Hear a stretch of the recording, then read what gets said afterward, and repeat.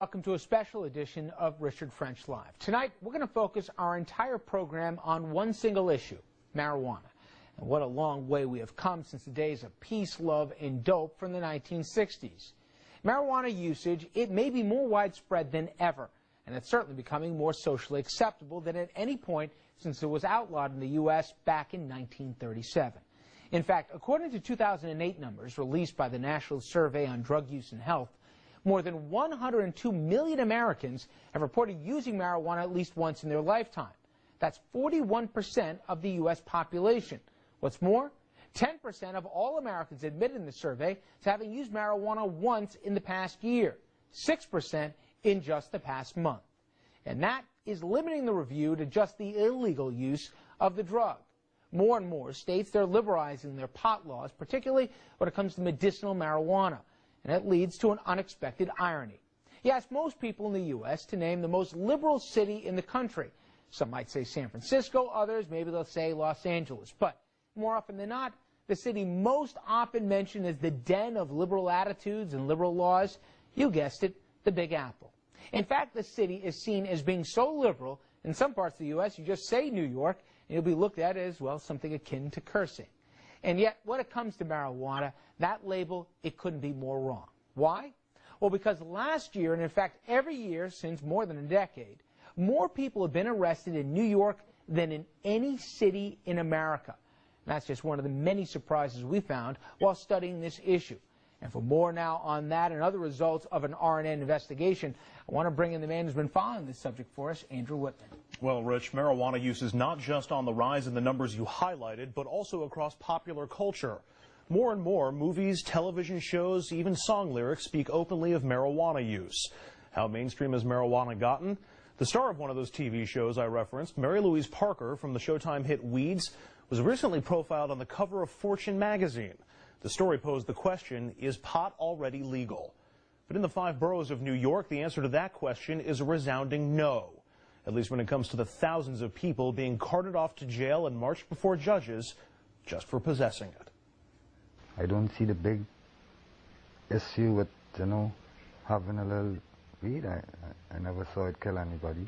This man, we'll call him Ziggy, is a pot smoker. He didn't want us to use his real name or show his face on television. Neither did this man we're calling Junior. But smoking pot isn't the only thing they have in common. They just said you're under arrest for possession of marijuana. And they are far from alone. Since 1997, New York City police have made more than 430,000 arrests for marijuana possession. Not for smoking pot, mind you, just for possessing it. Last year, that trend continued unabated. More than 40,000 people were arrested for possession. That's better than 110 people busted every single day. There's no city in the United States and there's no city in the world that makes that many marijuana arrests. New York City is the marijuana arrest capital of the world. And Harry Levine would know. The Queens College sociology professor has been studying the city's drug arrest numbers for years. The New York Police Department, under 3 police chiefs and 2 mayors, has made an astonishing number of marijuana arrests in the last 12 years. How astonishing? According to the FBI, just under 850,000 people in the entire U.S. were arrested for all marijuana violations last year. That includes arrests for possession, smoking, growing, or selling. New York arrested 40,000 people in the same 12-month period just for possession. That means about 1 out of every 20 pot-related arrests in America was a possession arrest in New York City. But hidden in those numbers is another surprise. New York City is arresting massive numbers of young black and Latino men for possessing, not for smoking in public, but for simply having in their pocket or belongings a small amount of marijuana. How massive are the numbers? Since 1997, when the numbers of pot possession arrests began to swell, 86% of all the people arrested have been black or Hispanic. 86% from a group that makes up just 53% of the city's population. Compare that to the marijuana arrest numbers for white New Yorkers. The federal government says the usage rates for whites is far higher than that of any other group. Yet in New York, just 12% of those arrested have been white, even though whites make up 35% of the city's population. And while Junior and Ziggy had not heard the numbers, They knew about the racial disparity and what it meant. We are always easy targets as black people, Hispanics. Everybody smokes marijuana, black, white, Puerto Rican. I personally think white people smoke more marijuana than black people, if you really ask me. But, you know, this is something that's been going on for years. You know, they target us pretty much, black and Hispanics. It's hard to look backwards and say race doesn't have anything to do with it when every day you're faced with black and Latino males who are coming through on these marijuana arrests. Adeola Ogunkede sees that racial disparity every day. A lawyer for the Bronx Defenders, a donation-based alternate to the Public Defender's Office, Ogunkede's workload is filled with young men arrested for marijuana possession. Nearly all of them are black or Hispanic. If there's some other motivation, if there's something else behind it, it's hard to decipher what that is when you're met with the simple fact that the majority of the people coming through are minorities. But the irony behind those tens of thousands of arrests and countless cases that clog up criminal courts like this one in the Bronx is that for more than 30 years in New York State, low-level possession of marijuana has been decriminalized.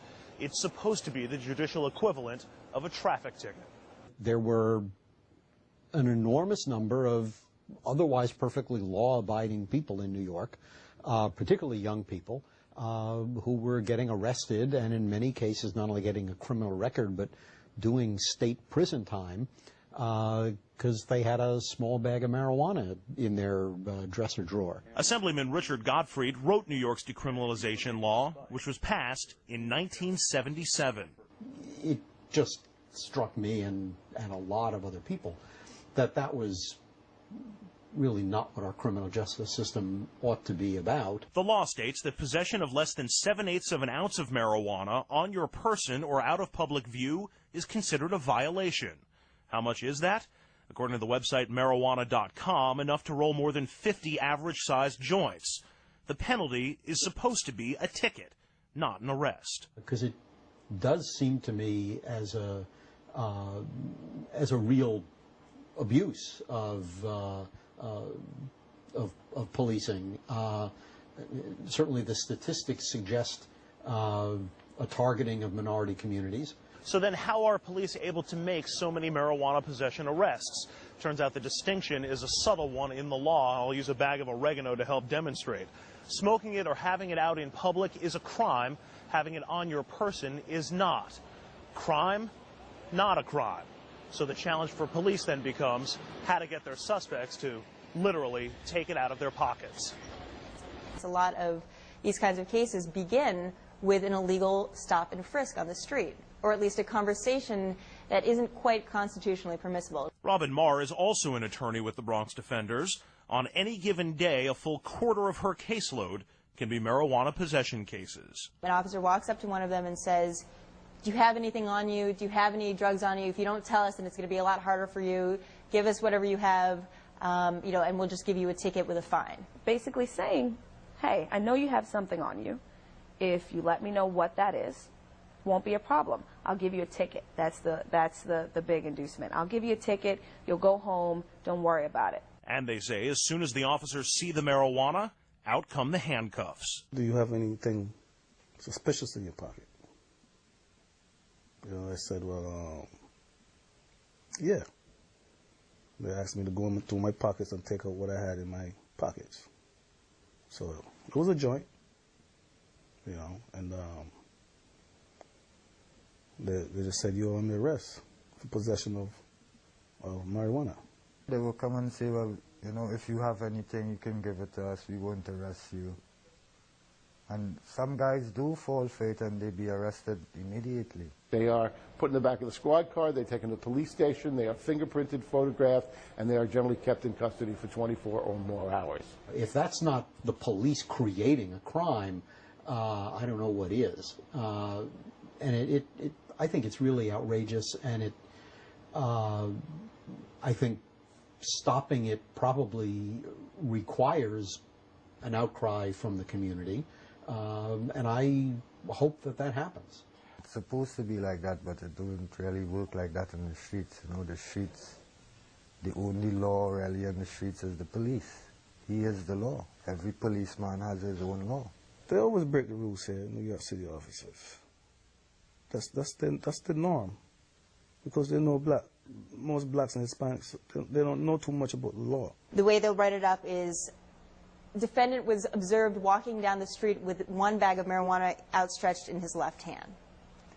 And, you know, I don't believe that many of my clients actually walk around with their marijuana in their hand. It is trickery. It's legal trickery. The police have the power, or I should say, it is not unlawful for an officer to make false statements to a citizen on the street to get him or her to turn over contraband. It would clearly be contrary to the spirit of the 77 law. Absolutely.